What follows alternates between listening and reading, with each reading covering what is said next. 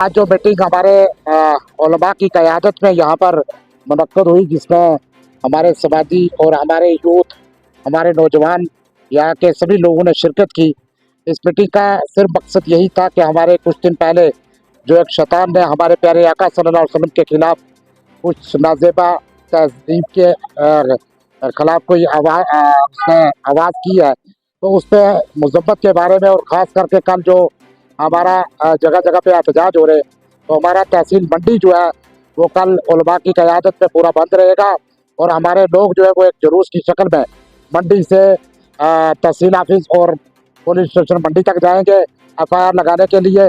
हमारा मकसद सिर्फ इतना है कि इस आदमी को सख्त से सख्त सजा दी जाए, जिसने हमेशा आए रोज हमारे मुसलमानों पर कोई ना कोई बैरून रियासत में हमारे खिलाफ प्रोपेगेंडे किए जाते हैं। लेकिन हद इस बात के हद तब हो गई जब हमारे प्यारे आका सल्लल्लाहु अलैहि वसल्लम के खिलाफ कुछ नाजेबा अल्फाज जो है वो इस्तेमाल किए गए। और हम चाहते हैं कि ऐसे गंदे नासिर के खिलाफ सख्त कार्रवाई की जाए और इसको फांसी की सजा दी जाए। यही हमारा मुतालबा है।